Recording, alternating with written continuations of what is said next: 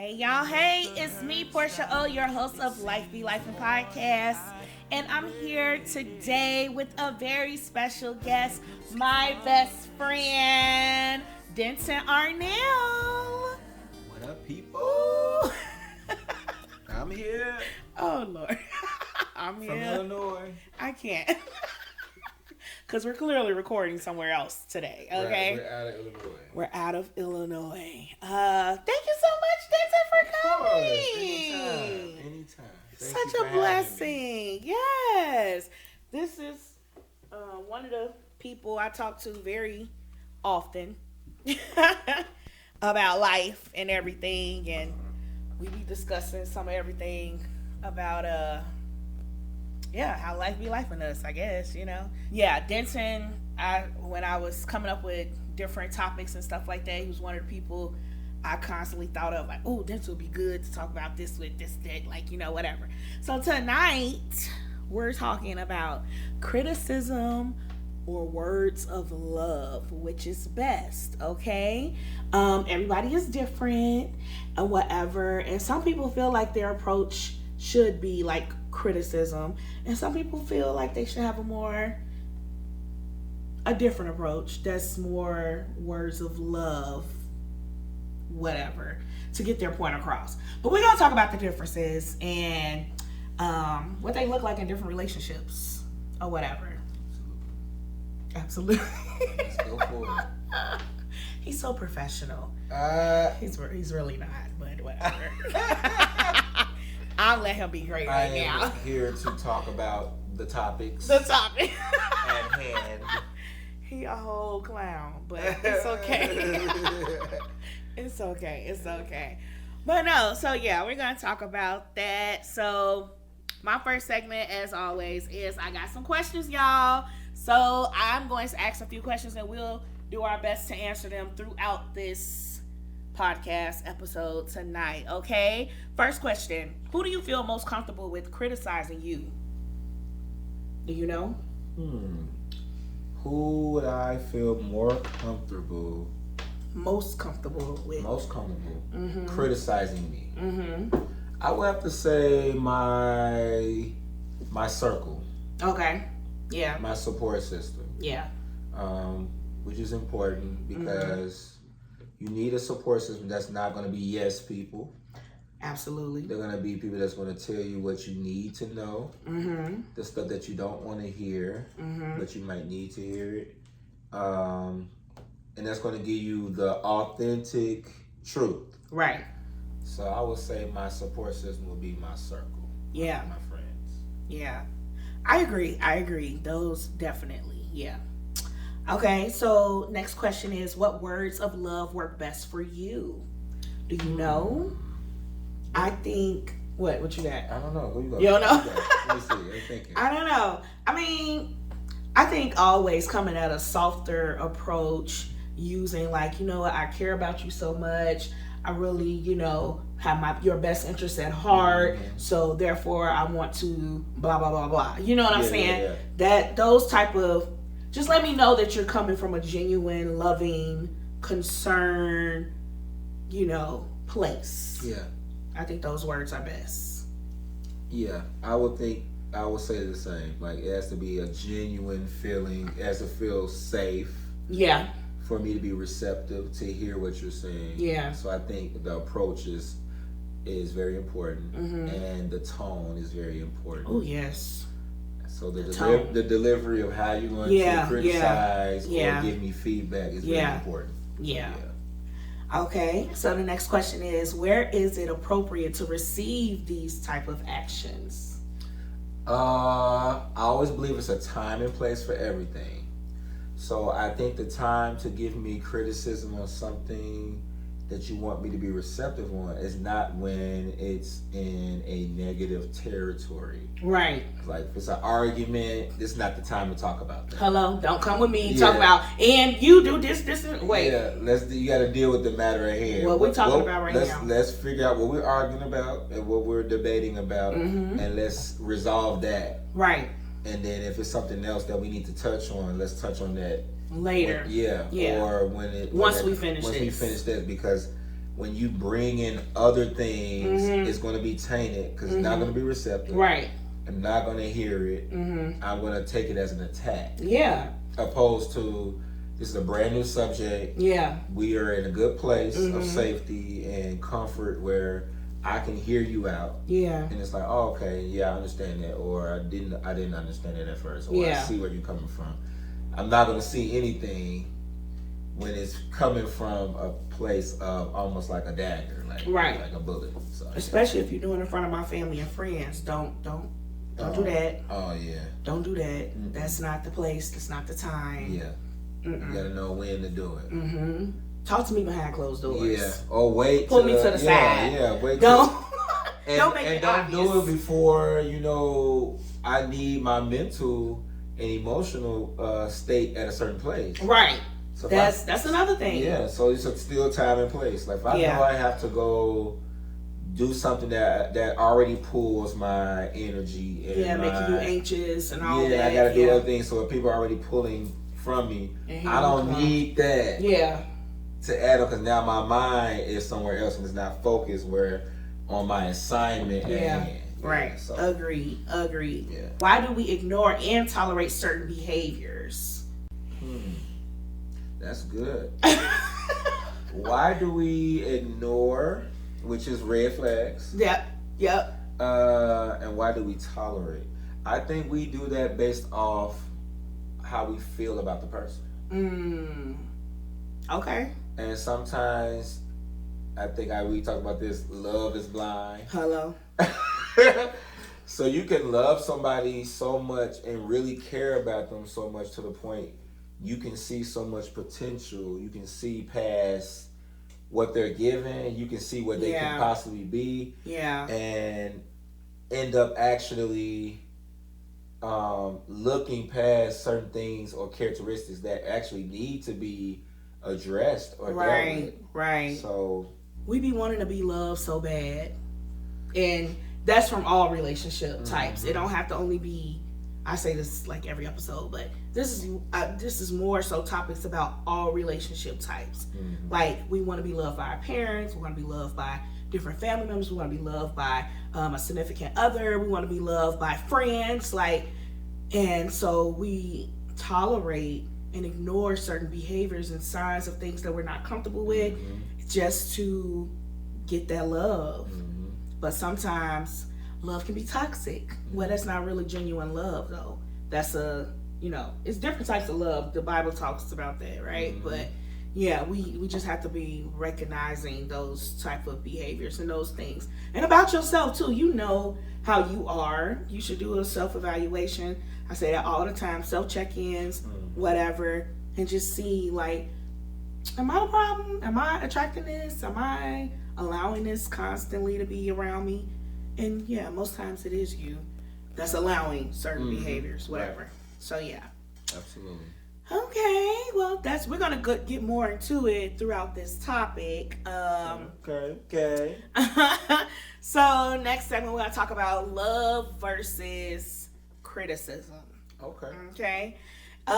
You brought up earlier with us talking about this love or whatever, and the scripture, the spiritual aspect of it, and I just took it up on myself to look up the actual scripture, which is 1 Corinthians 13, 4-8, and it says, love is patient and kind, love does not envy or boast, it is not arrogant or rude, it does not insist on its own, it does not rejoice at wrongdoing, but rejoices with the truth. Love bears all things, believes all things, hopes all things, endures all things. Love never ends. I mean, I feel like I've heard that scripture so many times. Kirk Franklin got a whole song. Right. Love, patient, love, kind, love, sweet, love, God, love. If you hear the tone and how he sings that alone, is the basis is love. The foundation is the love. Right. I don't think people when I was typing this up, it really spoke to me differently this time, which I feel like the word does me. The older I get, the more in tune I get spiritually or whatever. But I'm like, dang, like, this is real love. You can't say you love somebody and then don't display this stuff. Like, you cannot be rude and arrogant in your love and say I love you. That doesn't coexist. It's an oxymoron. Is that an oxymoron? It's a conflict. It's a it doesn't go together. It does not go together. It doesn't. It's definitely conflicting. Yeah, it's weird that we can sit up here and be like, oh, I love you. I care for you. All this type of stuff. I have deep feelings for you, which is essentially love, but we do these things that love is not. So what do you think about the spiritual aspect? So of course you got different like versions. So I think what it's a line in there that says love is not easily angered. Ooh. So it's a difference with being upset at someone. Oh yeah. We're human. We have emotions. I could be mad at you, but it's a certain, when you have love, there's a boundary line and a restriction of how far you go. Right. With your anger and how you deliver it. Yeah. I could be mad at you. I can ignore you. I can, be distant or disconnected. But when it goes to a point of I'm causing harm to you, based off my anger and where I am, that's where the line is crossed. That's where the boundaries are crossed. So like, love is patient. That's the first one. Patience. So that means you have to exhibit a certain type of behavior. The same patience and grace that you want from someone else, that part you have to give. Because a lot of times we'll want that. We expect it. But we don't want to give it. Don't want to give it. You want the grace. You want the understanding. The understanding, the compassion. When the shoe is on the other foot. Right. But when you're on that other end, it's like you have to display that. You have to give patience. The patience is, let me sit down, put my pride, put my pride to the side. It's the arrogance. Which is right, because pride is the opposite of arrogance. So we put that arrogance. No, take that back. Same thing. Sorry. No. Pride and arrogance is the same thing. So we put that to the side and actually listen. And I have to listen to hear, listen to understand. Not listen to wait till you got something to say. So I ain't really think about what you're saying. So I can get that comeback. I'm ready for you to say something wrong so I can correct it. And that's, to me, that's not showing love. That means you're not trying to work it out. No. You're not trying to meet that person here. So that's where the patience comes in. Kind. Your delivery, your tone, how you sound, how you talking to a person. You know what I'm saying? If you're here and you loud and you're in there, who's going to listen to that? Right. That's it. Like, nobody's going to listen to that. It's one thing to overly express yourself. And you're expressing it with passion. Very understandable. But when you're expressing it where it's like, where it feels like this. An attack. The attack. It's a difference. The ear is going to be deaf. It's going to fall on deaf ears. So now that person has to feel like they have to be on defense, right? And now they got to protect themselves in that conversation. Quick interjection with that. It's so funny. I've been talking about that. I was talking to my therapist about that earlier today. And the foundation of this world and everything is trauma. We are all, and so when you come at somebody in that way, it may not be exactly what you're saying, but it's the way that you're doing it, and it can trigger somebody's trauma. You don't know what people are going through or have been through, or what their upbringing was, and you took them back to that place just in that moment. Now they feel like, I have to defend myself. It's a fight or flight that's activated in us, or whatever. Like, they either shut down or they gonna rise up. Like, why even do that to somebody that you claim that you love? Like, that's not, God doesn't do that to us. And he gives the ultimate love. Like, he is love. Like, but we think we can do it to each other and then expect you to respect what I'm saying after that, and that's just not how it works. And love is actually a reflection of how we treat ourselves. Because Denton.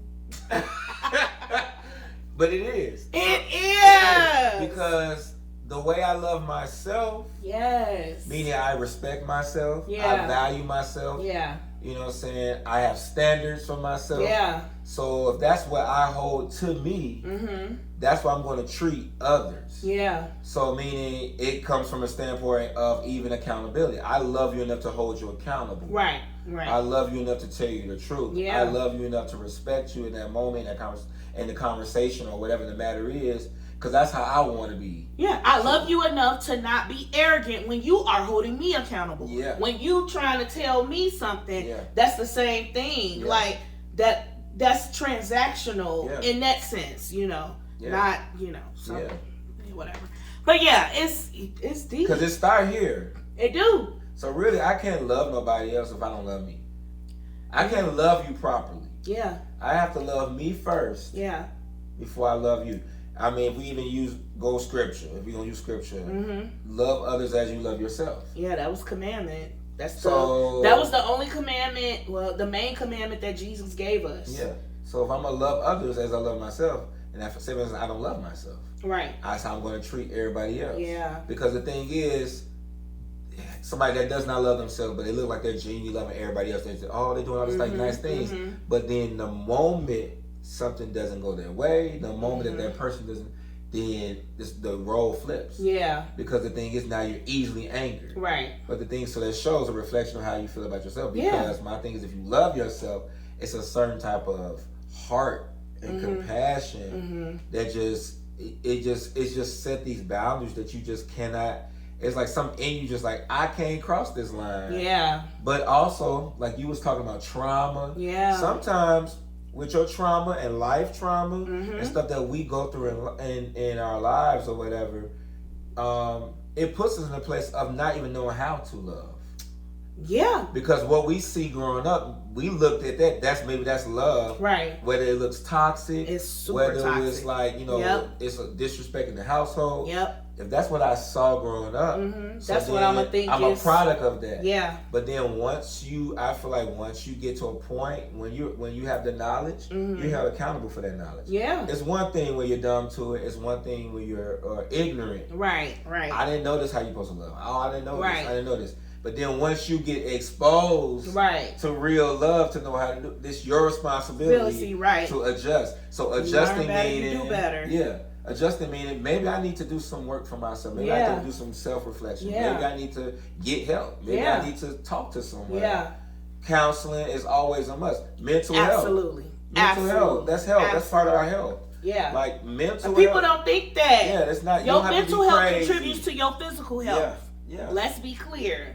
But society wants to talk down mental health because they don't want us to be right. Yeah. So we can be sick. So they can make money. Exactly. So they can't, like, it's a cycle, a vicious cycle. Your body functions from your brain. Make it plain. Your Come on, brain. you got a doctorate. I need one. Come on, tap in. Come on. But your brain is what makes your body function. Exactly. So if my mental state is not in a good place, that means my body can shut down. Meaning that's why people are dying from stress, anxiety, all type of stuff, and suicide. Yes, suicide is a thought out thing. Yeah, so that means something is off.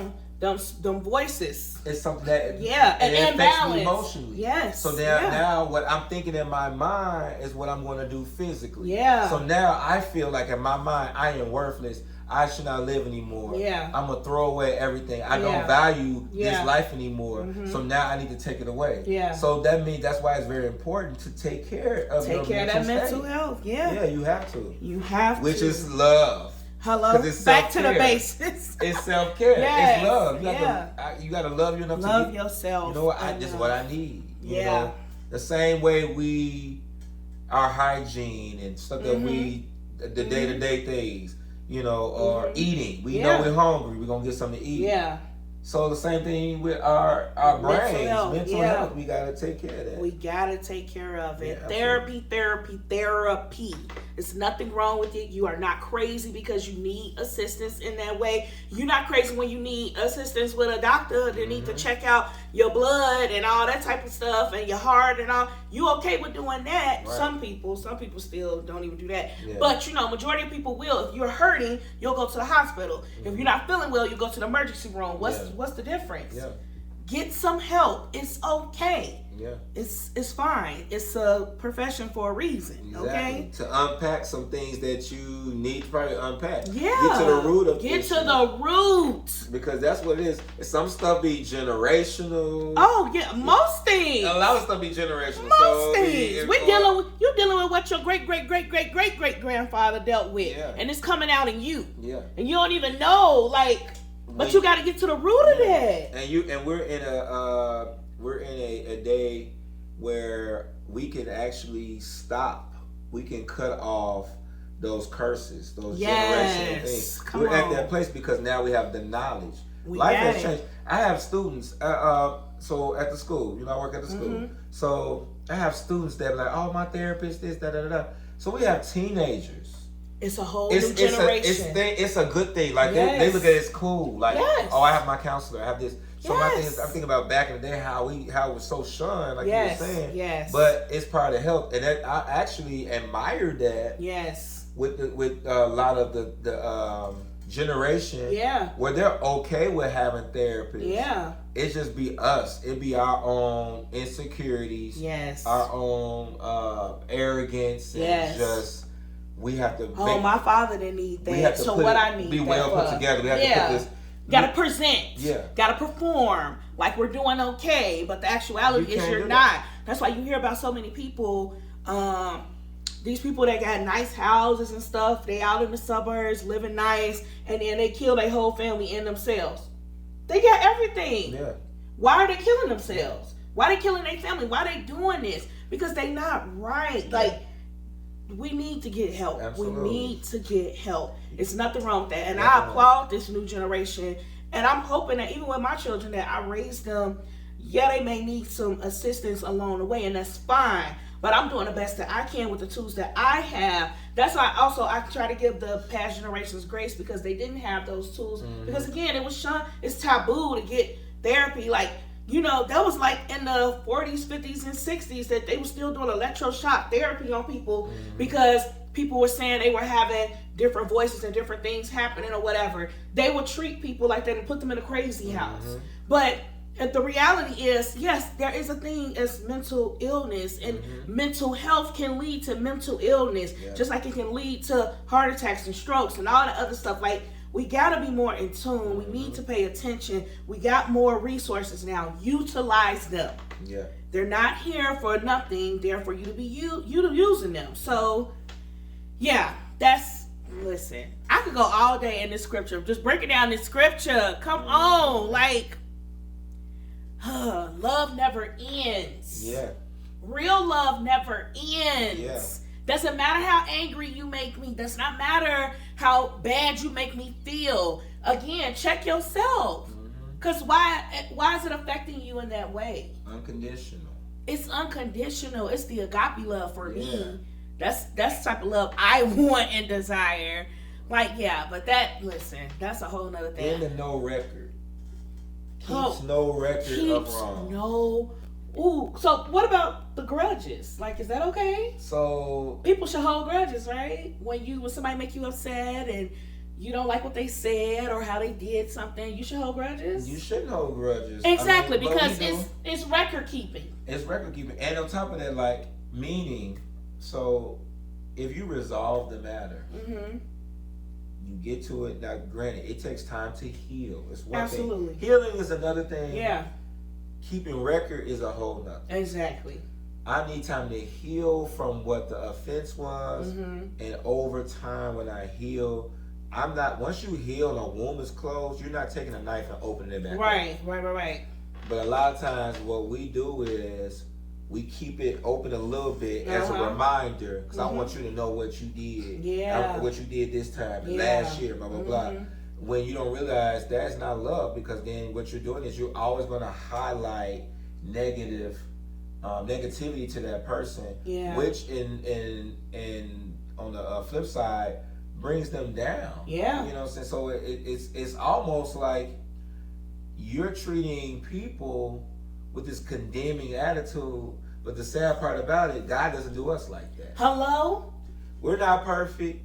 We do things like we feel like I don't know why we feel like we are not seen. Mm-hmm. God sees everything. He sees all our. He hears our thoughts. Everything. Our thoughts. He sees when you at the store. He sees when you at the mall. Whatever. He see when you by yourself. Everything. He see it all. He see everything. So the thing is, he keeps no record of it because once he forgives, it's gone. It's not brought back up like, oh, you know when you did like, no, it's gone because you ask for forgiveness. It's a clean slate. Yes. And a lot of times what we do is we don't want to move forward with a clean slate. Mm-mm. We got to hold on to that past. So my thing is the more you hold on to it, actually it builds more anxiety. Yeah. Because now you're putting more weight on your back. Yeah. This is like a luggage. Yeah. That you're constantly packing negative clothes. I want to remind you this is what I want. Yeah. And my thing is, so how are you going to ever move forward? Never. So this traveling, never be able to heal. Yeah, this traveling that you're trying to do in life. Yeah. Getting on a plane or whatever. Yeah. You got all this luggage all this baggage. So all you're doing is making the plane get heavier, which affects your destination. That part. Now it's a delay. You can't reach your true altitude. Exactly. On where you could potentially go. Your place of peace. Because you're too busy holding on. Yeah. Because you so scared. And then what the real deal, again, I go back to the self-love. You so scared to do that work. Yeah. You so scared to see yourself for what you really are. So you want to hold people and things and all this type of stuff to justify being the way that you are. Yeah. This was meant to happen, Denton. Mm-hmm. Like, I don't believe in coincidences at all. It's so crazy. Like, this has been a running theme lately in my life. And it's just like confirmation coming out. So yeah, whatever. Listen. Whatever. I don't know. I'm going to talk about this at a later date. So moving along, because we got more notes here about the mental and emotional aspect of love or whatever, which we kind of tapped on about safety and vulnerability. I did an episode about vulnerability before or whatever, but you could just tell us your take on the safety and vulnerability as far as. So from the mental and emotional standpoint, when it comes down to love, again, you have to feel safe to be able to open up. It's like, it has to be a safe space. It has to be a space where I feel comfortable enough to unleash all my flaws, the ugly, the good, saying the bad. Like, I should feel safe enough to be able to open up and tell you these things, which is the vulnerability. But when you don't feel safe, it's fear. You have fear. Yeah. So that means it's something there with that's a conflict. Fear and love.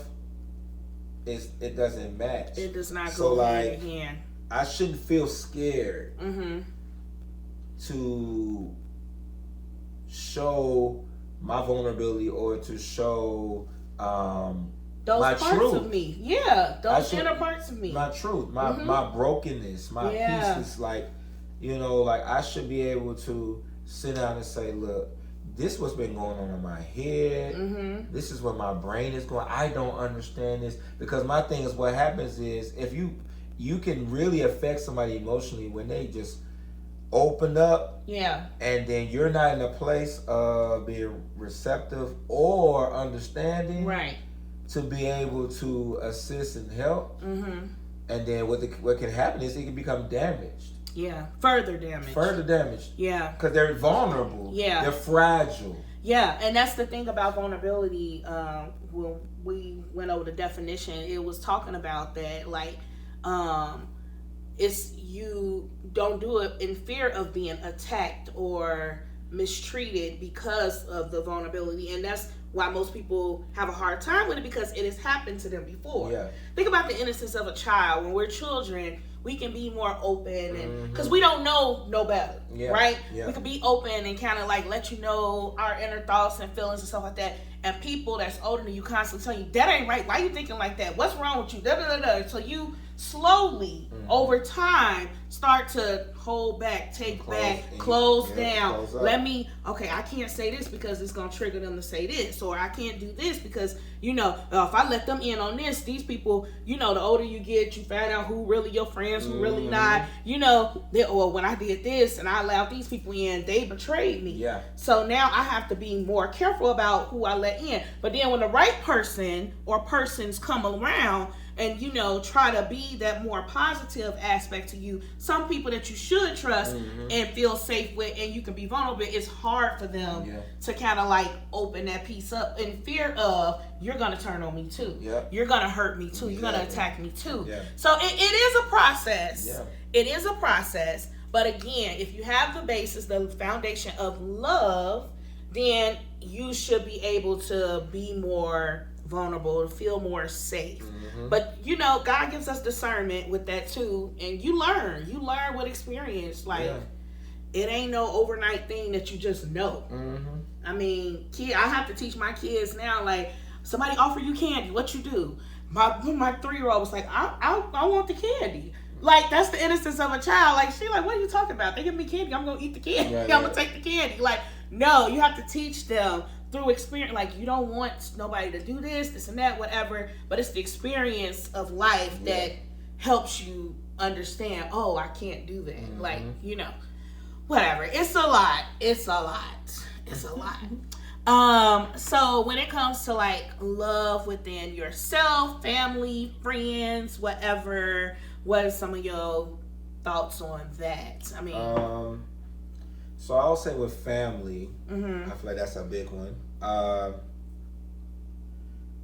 Family, it's still same basics of love. I feel like that should happen from family. It's not always the same for every family. It's not. It's always different things. Everybody has a different experience in the household. But what should be happening is loving the way that is best for that particular individual. Yes. Understanding that every sibling, every part of your offspring, they are individuals. Yes. So how you may have raised your first child may not be the same how you raised your second child. Yeah. How the first one may have been affected might not affect the second one. The same way. I can even use an example. I just say me and my brother. So now, my brother's night and day. This night and day. How he is now is not him. Like what my brother was so bad as a kid. He was getting in trouble all the time at school. You know what I'm saying? Like fighting and school, doing stuff that I be like, it's like, oh my God. Right. Getting whoopings like it's nothing. Yeah. It was nothing for him. Yeah. Whoopings affected me. Yeah. Like, I'm like, I don't go home, no problem. So I might have to, if I did something, it was in this part sneaky. Yeah. I did it behind the scenes. You ain't gonna catch, I'm swoop. My brother didn't care. It was like openly, like, if he gonna fall out, I'm falling out right here and in front of everybody, whether it's in the store. Yeah. So, like, but it goes to show you it's a difference. The discipline for me, whoopings put a certain fear in me that I don't want to get that, Yeah. But it also could affect me a certain type of way because there is a certain type of maybe love that's probably needed for me. Right. Then with my brother, he probably maybe needed more of a talk. Right. More of a sit down and have a conversation. Yeah, because he didn't care about them whoopings. He didn't care about the whoopings. So my thing is, it goes to show we are two different people that needed two different type of ways of love. Yeah. Love is a language. Hello? Love language. Love language. Learn. So that goes into every aspect, not just relationships. Yeah. You have to know the love language. Like even with my mom, like I have to know. I know how I need to talk to my mom. Yes. I know what may be hurtful, what may hurt her feelings. Yeah. You know what I'm saying? Or, you know what I'm saying? You have to just, I adjust my language. I can't say that because that's going to make her feel this way. And I don't want to feel that way. I want her to understand what I'm saying. Yeah. So, because I don't want to be attacked. It's still a way. You maneuver. Love makes you maneuver. It makes you set your boundaries. Like, I'm not going to go here because I don't want to hurt you. I'm not going to go this way. I'm going to tell you the truth, but I'm going to tell you the truth in a way where it does not hurt you. Yeah. Even though love still can hurt. It can. But the way you deliver to me it's a difference. I may not understand in that moment because I don't want to hear the news that you're telling me. Yeah. But eventually I'm going to get it because you brought it to me in a genuine place. Yeah. In a place of peace. Where it's like, I don't like this news. This news is hurtful. But the way you brought it to me, you didn't bring it to me as an attack. Yeah. You didn't bring it to me as a way to come at me or hurt me. You brought it to me because you needed me to know information I needed to know so I could grow. Yes. Because I'm not going to grow by false perspectives. That part. Because I'm living a lie at that moment. Yeah. So a family can adjust to loving people the way they needed to be loved or need to be loved, period. Love does not mean control. I don't think the people in the back heard you. So love does not mean if I love you, that does not mean I need to control you. So if you're making decisions that works best for you, that's for your life, for your mental state, for your emotional state, and not for the greater good, and not for me. Not for me. I can't love you and hoping for whatever you do is benefiting me. It's not about me. It's not my life. It's not, you only can live for you. All I can do is be supportive and be there for you. That's love. Yeah. I'm going to be patient. I'm going to be there like, okay, I don't know. I don't understand. This may not be what I thought you should do. Yeah. This may not be the dream I thought you should have. But at the end of the day, we all have our own sleeping pattern. I dream my own dreams. We don't dream the same dream. So my thing is, and we all have free will. Free will. So sometimes, like, God didn't give you control of my free will. Exactly. And that's not how it works. And what I want your destiny to be is not how this goes. Like, that's not love. So a lot of times, some family, what happens is get caught up. They get so caught up in the fantasy of what they want you to do. Yeah. Or how I did it. This is what I did. Yeah. This what worked for me. But then, all actuality, it probably didn't work for you. Right. That's what you thought. That's the only. That was resource. The adjustment. That was what you adapted to. That's what you thought you had. Yeah. Yeah. When you're living in times now, because with our age group, we're the middle ground. Yeah. We're the bridge. Yeah. Because we're like, we have been here from, where it was landlines to internet being plugged into what I'm saying? Wall, like from regular cell phones to actually having a camera on your cell phone. Yes. To now, like, we're adjusting to times. We know to social media, to all these different types of stuff. So even though we have a new generation, that's all their generation, we're the middle part. That can actually break this cycle of all the things that occurred before that. Because there's a lot of people that's in their 50s, 60s, 70s, 80s plus that are still dealing with stuff that happened in their childhood or growing up. But they're in a place where they feel stuck because they can't they can't get past it. Yeah. And here we are. We know what's going on. Yeah. I see now. I don't want that life. No, I don't want to live miserable. Yeah. No, I don't believe. I rebuke it in the name of Jesus. Like, I don't believe love is misery. I gotta tolerate. Hello. No, I'm not tolerating a relationship for years of misery. That's not God. God is a God of love. So why would He want me to be miserable? Hello? How can we speak on these things, even if we talk about spiritual? How can we speak on joy and peace? We talk about this. Everybody shout all day in church and spin around and do all this type of stuff. But then you're miserable. You're not happy. There's no way. Yes. I'm not going to do that. So we can't say, and we try to put it on, well, this one, whatever your will, God. No, sometimes God gives us signs.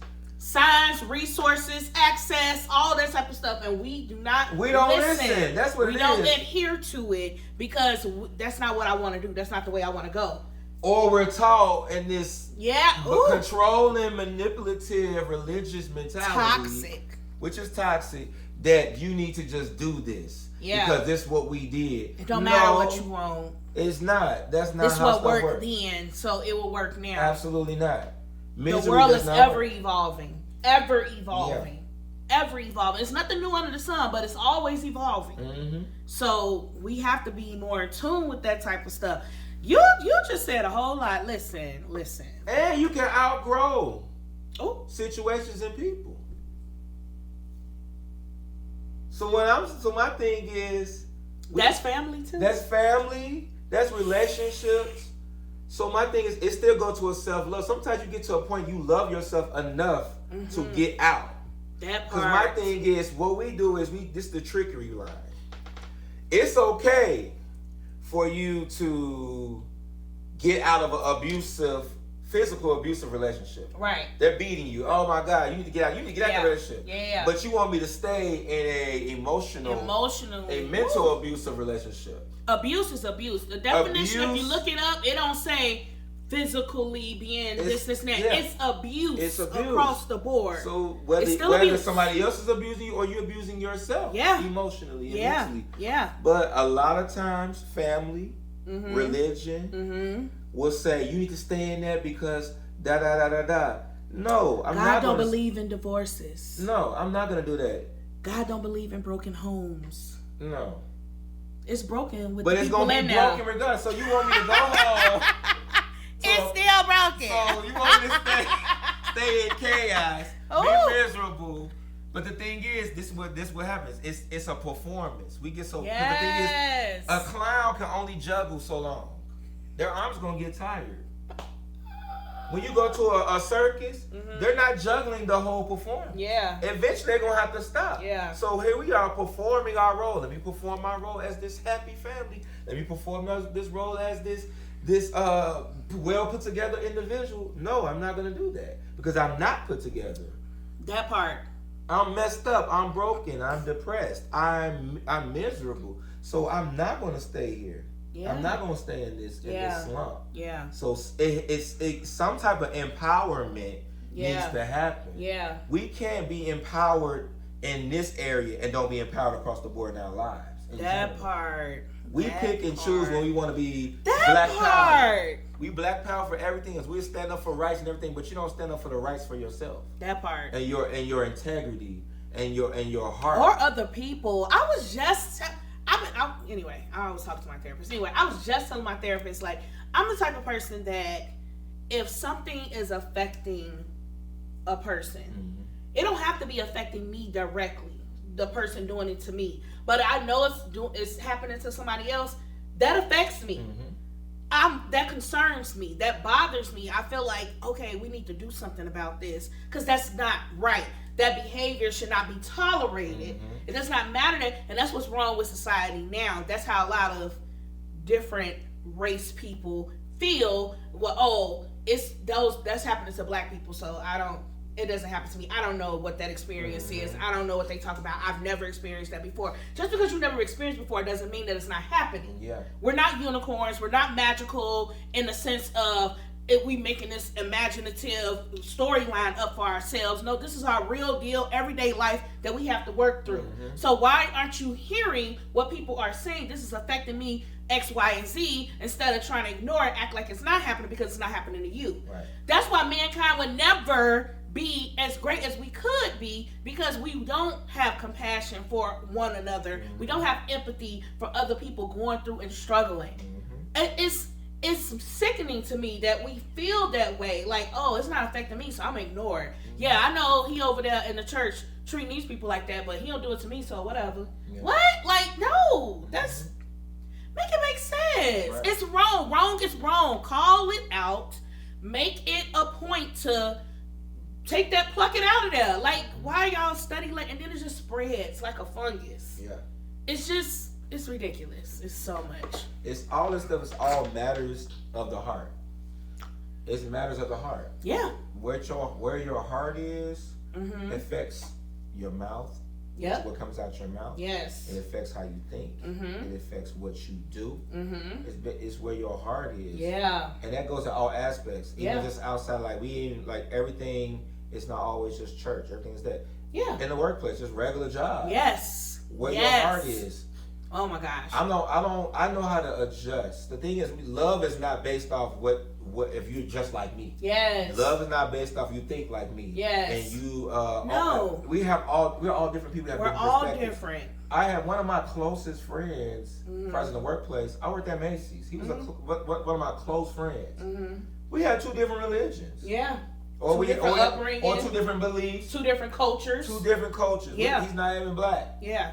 But very genuine. Respected my beliefs, I respected his. Yeah. And we had a great friendship. Yeah. But what we do is we make religion and spirituality a cult. Yeah.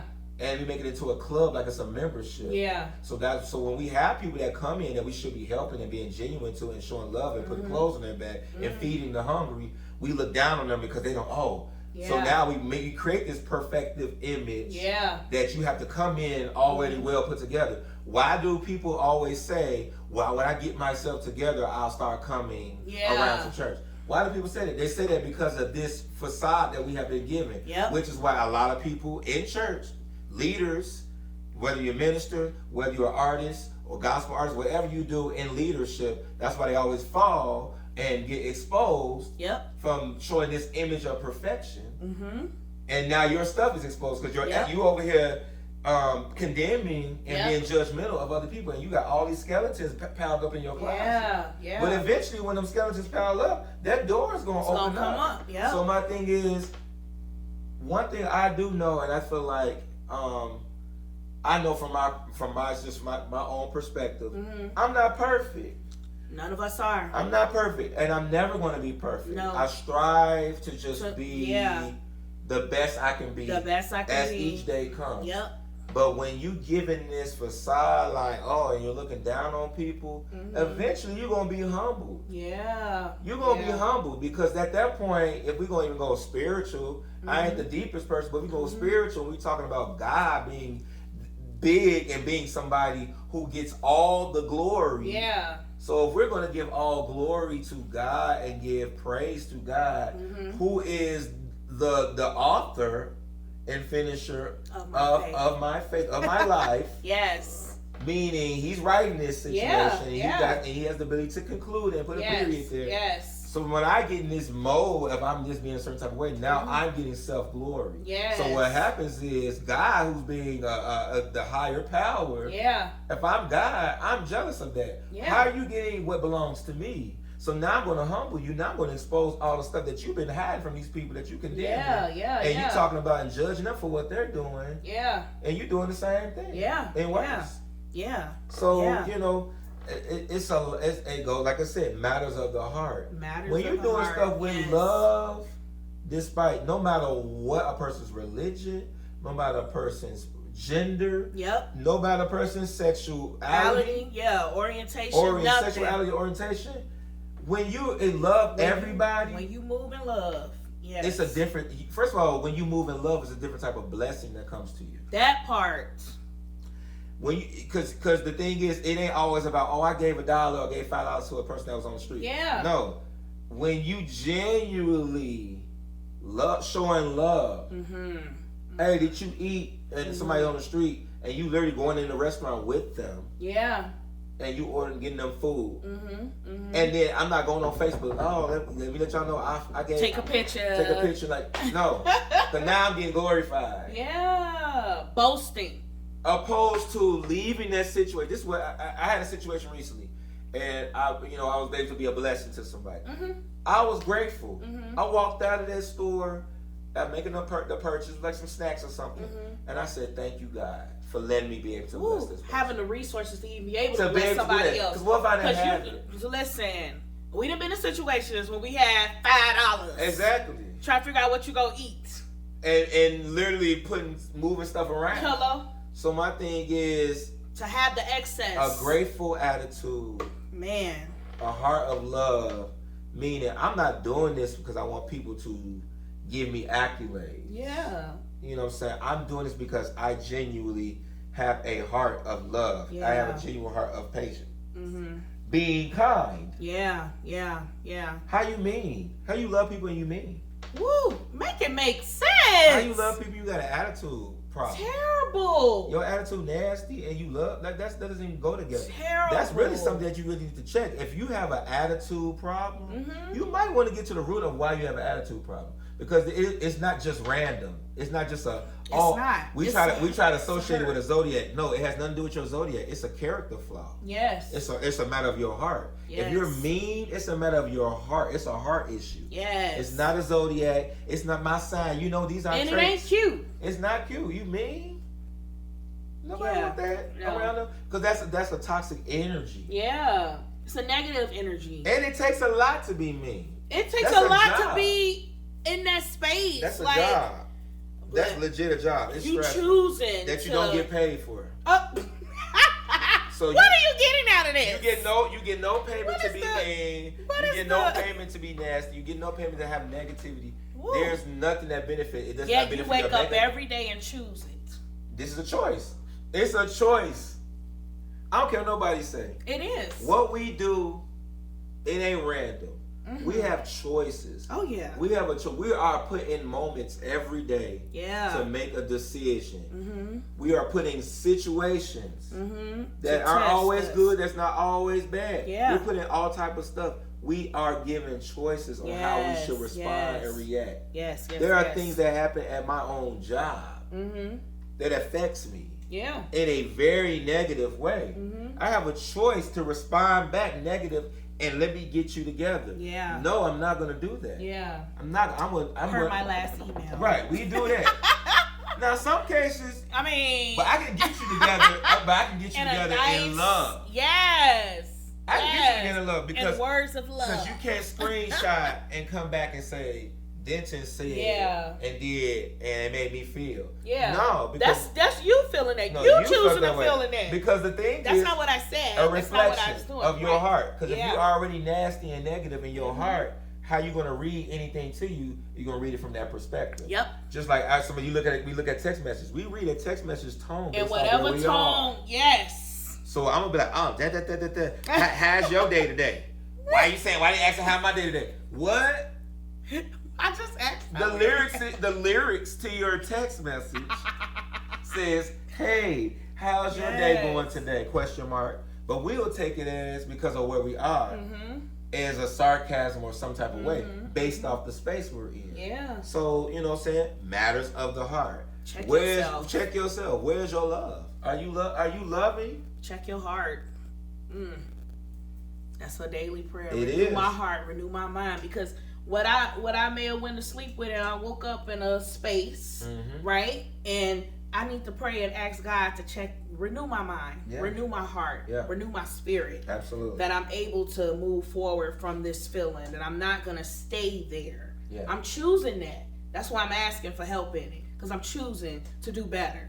But some people choose to not do better. Some people choose to just stay in quicksand.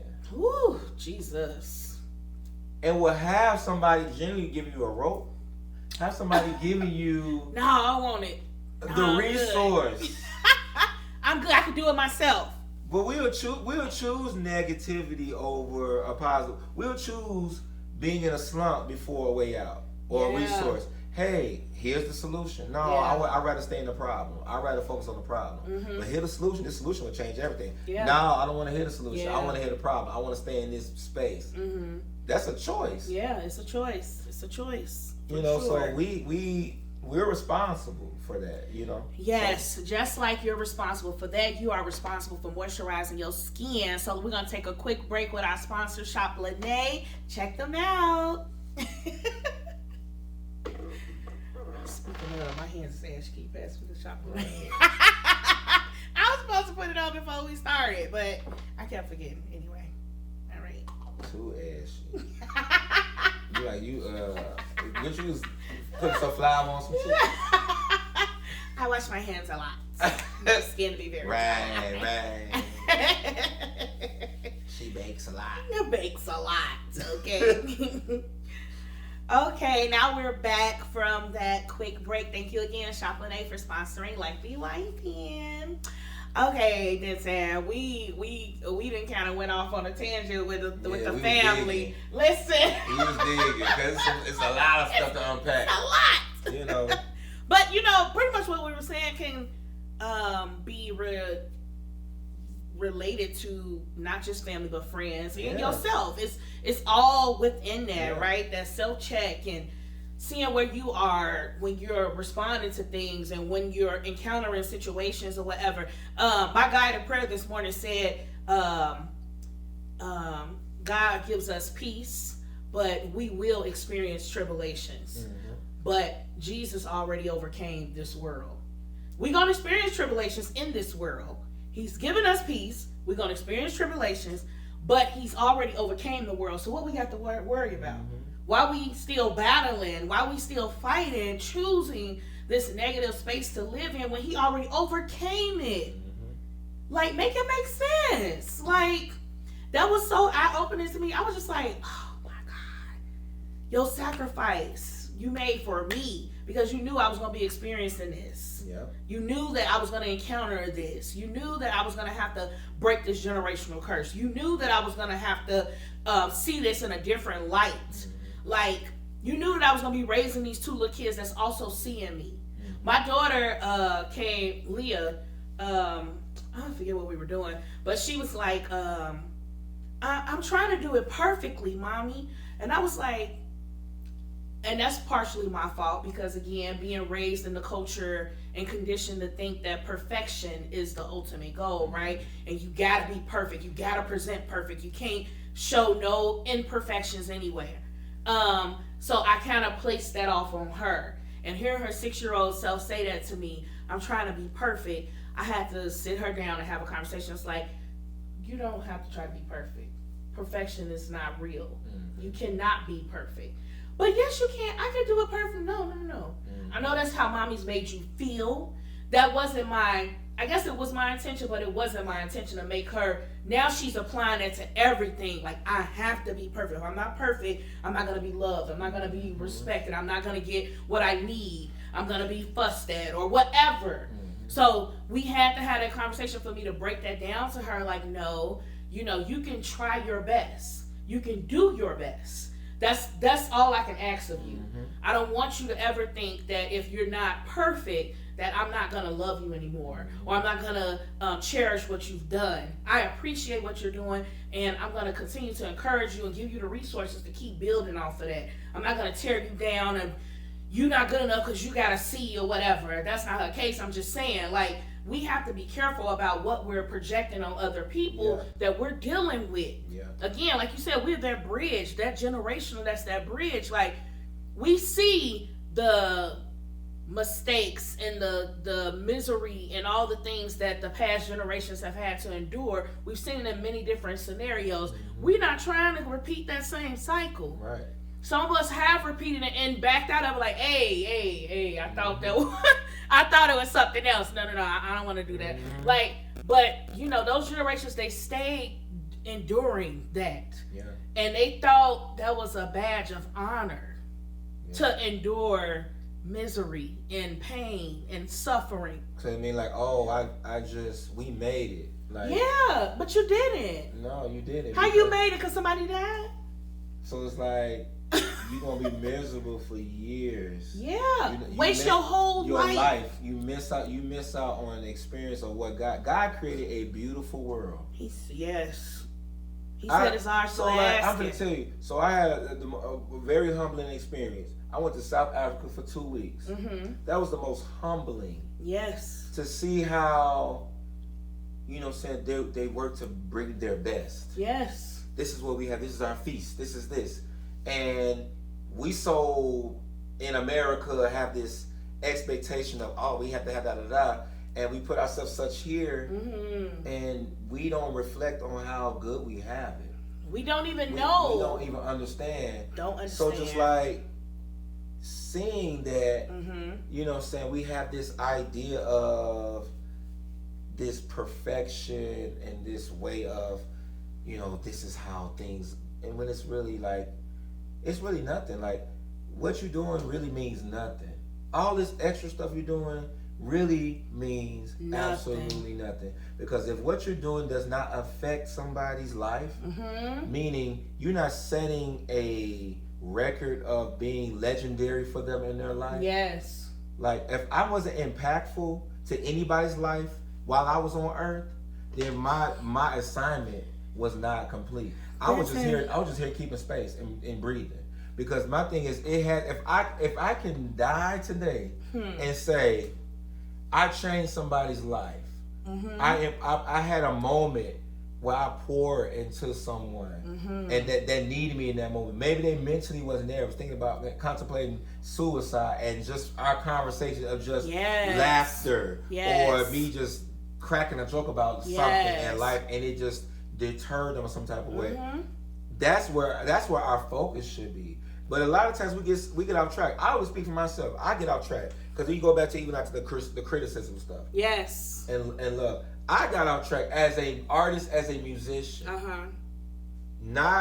Not really exhibiting. I for others, yeah, but like for myself, holding myself to a standard of love and support for myself. For yourself, yeah. But instead, it became more of a, I need to try to be like this person, or I'm comparing my gift to this person, or it seemed like this person is flourishing, and why I'm not going that route. When we have all different journeys and different purposes. Yes, it's the purpose for me. It's different purposes. Different purposes. So but we've been conditioned. We're conditioned to think success is a certain way. Yeah. And the way that they get it, that's how you should be doing it. That means your gift is being made room for you. Or your gift is not enough. Yeah. And they'll minimize. It's very minimized. Minimize, you dim your light. Yeah. In the efforts of making you feel smaller so you won't have to even try anymore. Absolutely. And my thing is, it's the confidence. It's the envy for me. It'd be envious. But the thing is, what's so crazy is you would have people that have way more than you. You would have people that have more accomplishments than you. Yeah. And they will still be envious of what you got. Why are they so envious of your life?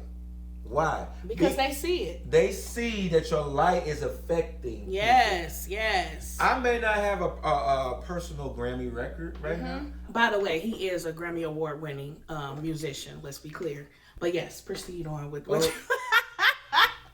proceed on with what you're saying. But yeah, no, people they do try to people try to dim your light because they see your light.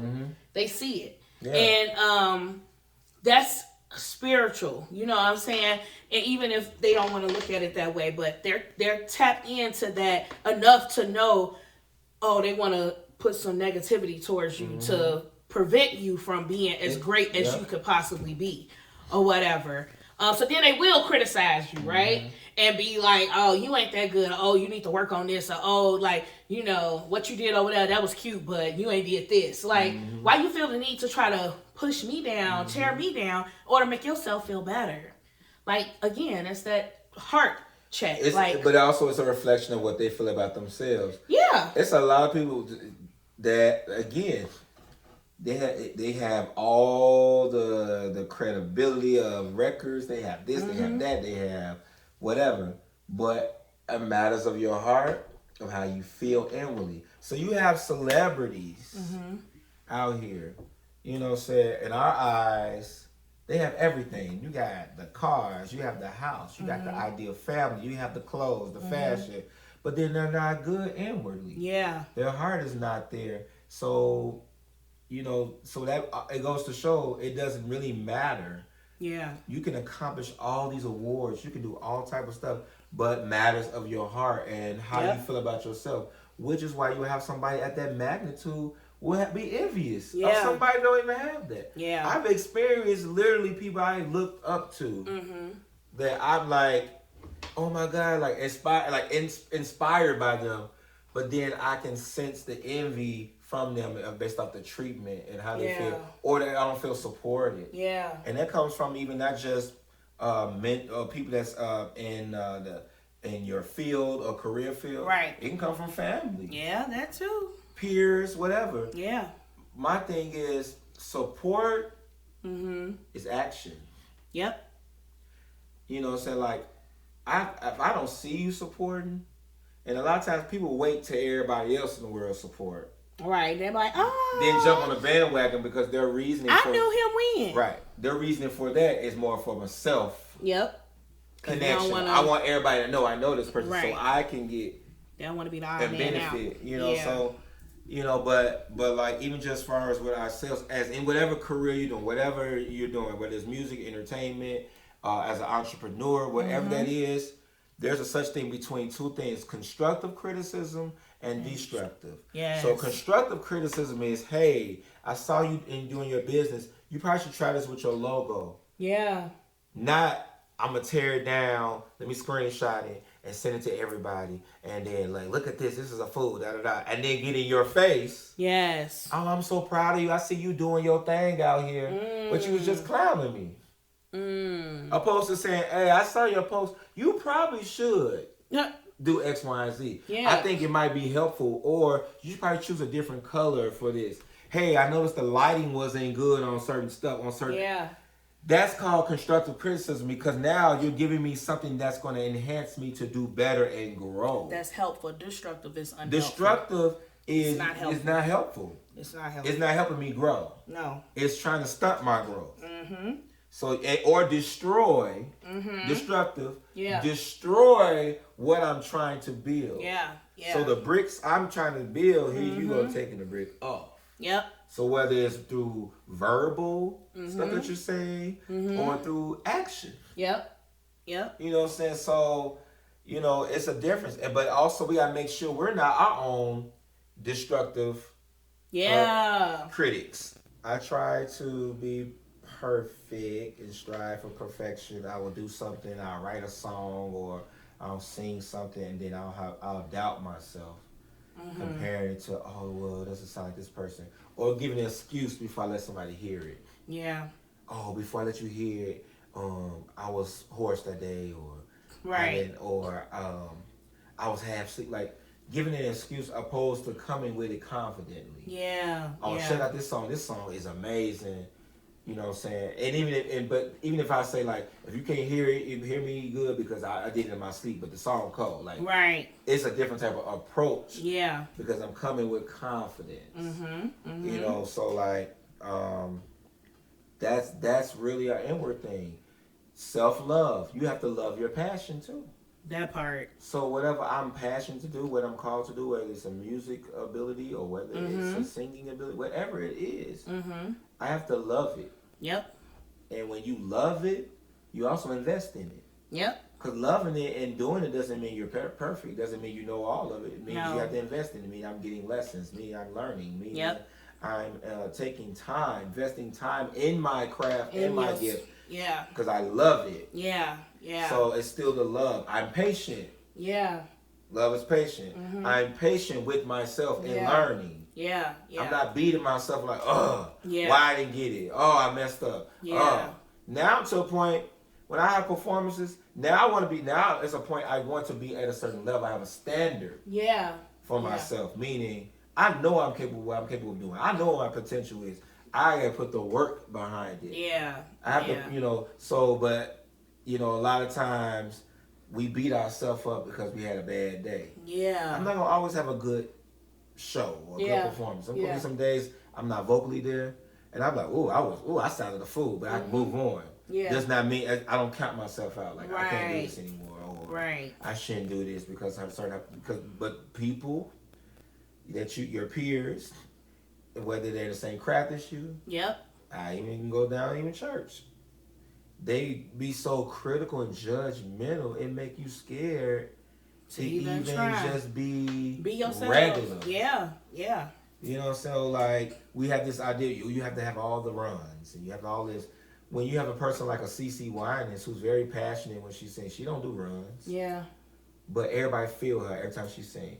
Beautiful. Every time she sings, it seems like it's genuine. Yeah. You would have thought she's probably like flying in on unicorns and rainbows. You would think that because she seems so sweet. Yeah, yeah, yeah. And when she sings, it's confident. She's smiling. She draws you in. Like, so when you look at somebody like that, and it's like, okay, you don't have to be this, the Kimberells or Brandy or Brandy. You know what I'm saying? We already have Kimberell. We already have Brandy. What you need to do is learn from them.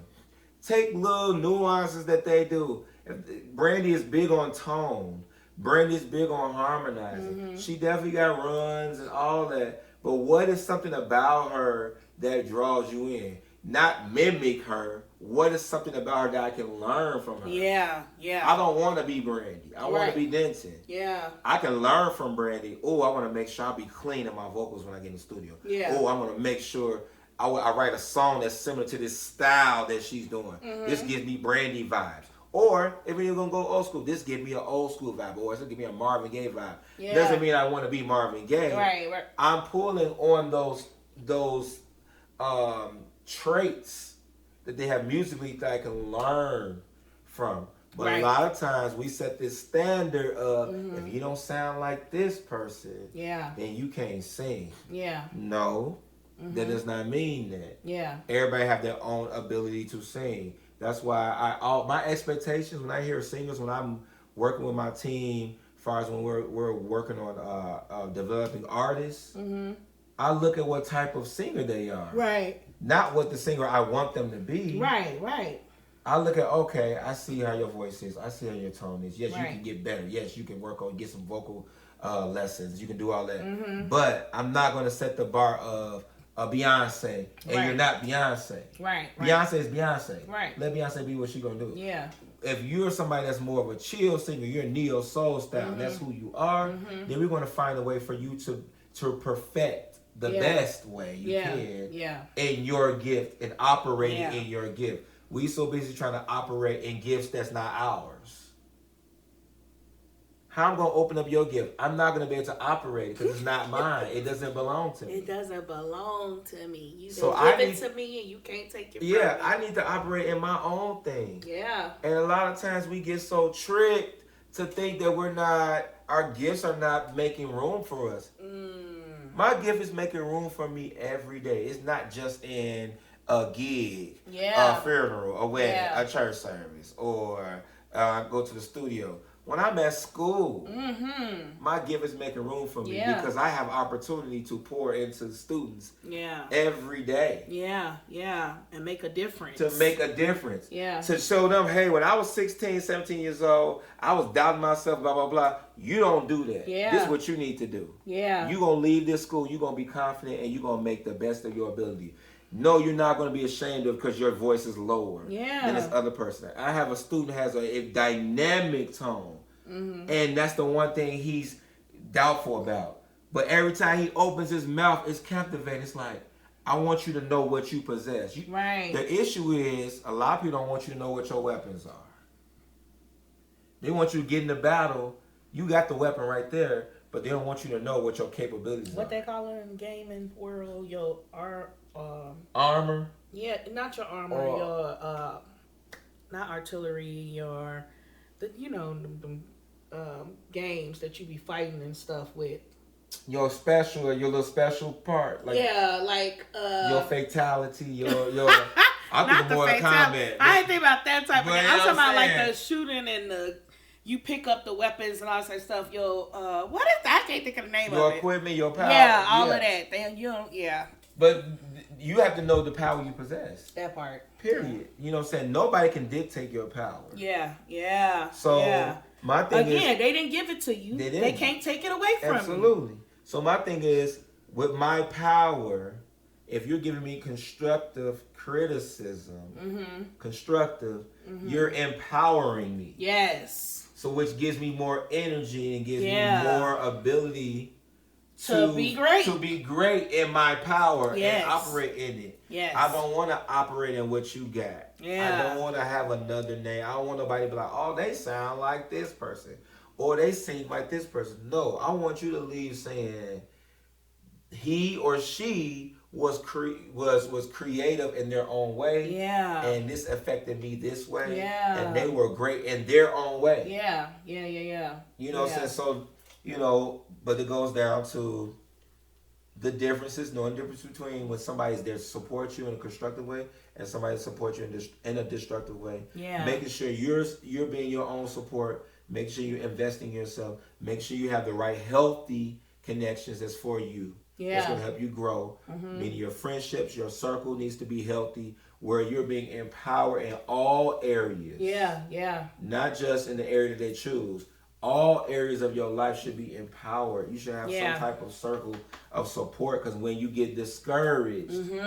Because it's going to happen.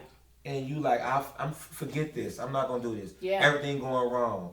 The loan that I wanted. The grant that I was going to get didn't fall through. Now I don't want to do the business. No, you need some healthy connection to say, no. We're going to keep pushing. We're going to keep going. We're going to keep pouring this is one door. We're going to keep putting in the work. We're going to keep fighting for it. Exactly.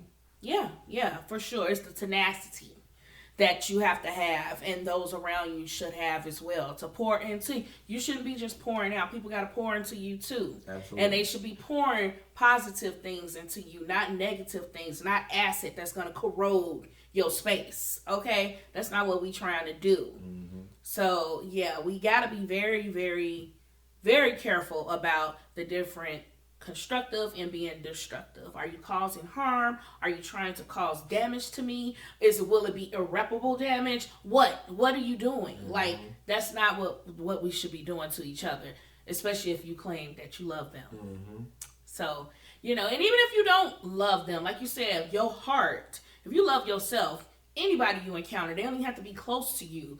Anybody you encounter, you're going to do what you do in love, not in criticism. Like, why you out here begging for money? You should go get a job. Like, I work hard for myself. Why you can't work hard? Why? That's a criticism. That is, you shouldn't be coming from that place. Instead of just being empathetic and having compassion and seeing that they're struggling in this moment.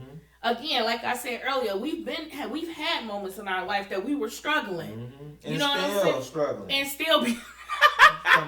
Right, but I'm just saying, like, we've had those moments, so God allowed you to experience those moments so that when you see somebody else struggling, that your takeaway from your lesson should have been, oh, I want to help them. I understand where you're coming from. I know where you are. I've been there. You have a better connection opposed to, like, you ain't doing enough. You trash. You not my problem. Yeah.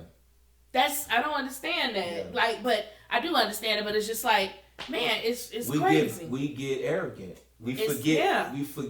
We get amnesia of where we came from. We get amnesia on how we have been blessed. Yes. We put that in the back of our mind because we're so comfortable in the blessing. Yeah. We're living out the blessing, but we're forgetting the fact of how you got to it. You got there, the struggle you had to get to.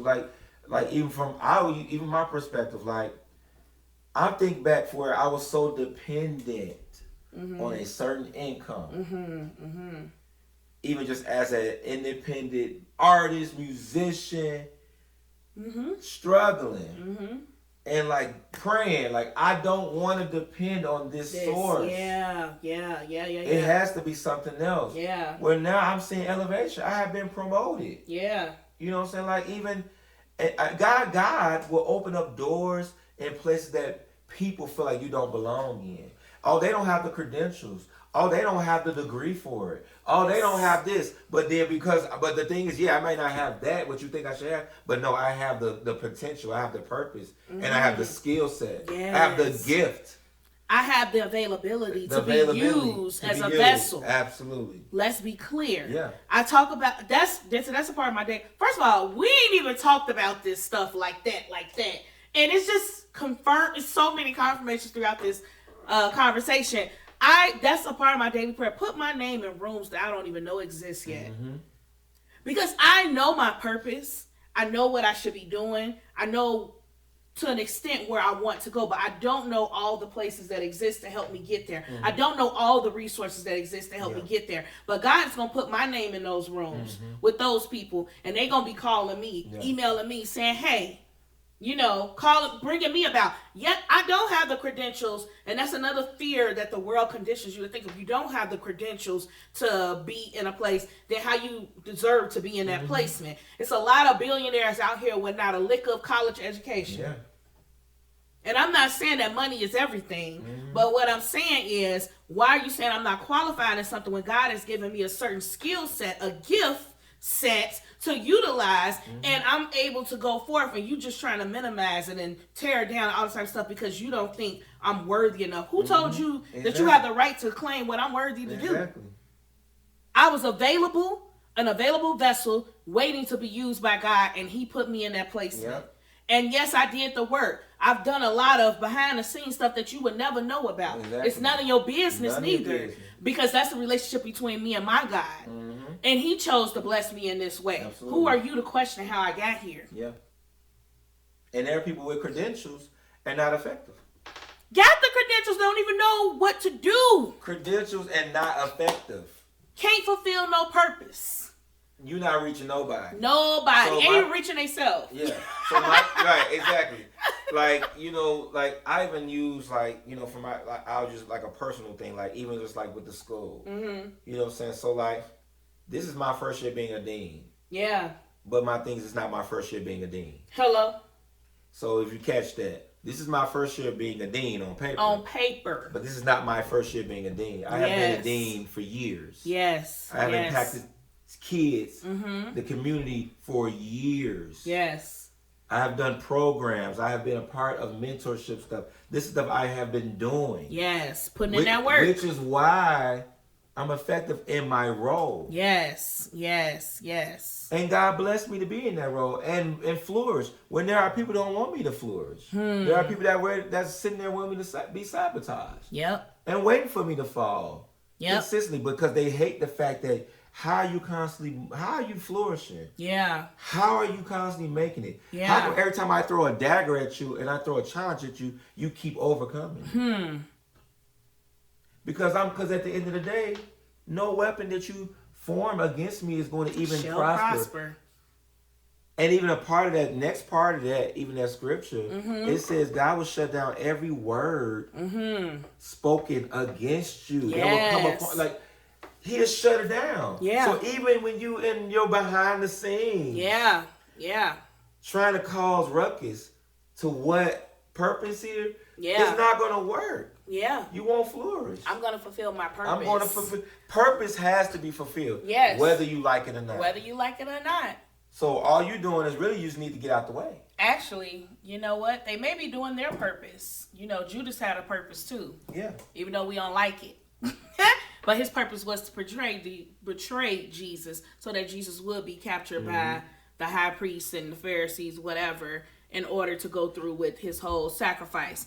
But yeah, Judas had to play his role, so maybe they playing their role. Yeah. They don't know that they're being utilized, but you also have a choice not to be used in a negative tone. That's your choice. You choosing to listen to those negative voices and be envious and jealous and don't want nobody to get ahead of you. That's not your place to say that. Do work in your purpose, or the other side will use you for their purpose. Period. And that's just how it works. Because you'll be pretty much your purpose from the negative standpoint. You're being used to strengthen me. Ooh. He said he'll make your enemies your footstools. Okay, that's what you're doing. Okay, so you elevated your negativity. What you think you're throwing at me, you're really empowering me to overcome. So when I meet and encounter another person like you in the future, I already recognize that spirit. The devil don't want us to get this stuff out because we keep having technical difficulties with this camera, but it's okay. We just said what we needed to say. So we're going to go to our last segment, which is Speak Life. Okay. This is the segment where I leave you all with a call to action for yourself. Not just you, but for me as well. For you as well, Denton. So the affirmation that we're going to leave you with tonight is, I am learning that I deserve to be loved with the same intensity as I give love. Again, I am learning that I deserve to be loved with the same intensity as I give love. You heard it, you say it, you write it down, remind yourself to speak it, and make it happen, because child, life be life in us all. Thank you again, Denton. I appreciate you. Yes. And this song that's currently playing right now at this beginning and this ending portion is actually Denton Arnell. Please check him out on Apple Music and all music streaming platforms. Yes. Thank you again, best friend. I appreciate you coming on my podcast and dropping the gems for the folks. Come through. See y'all later. Bye-bye.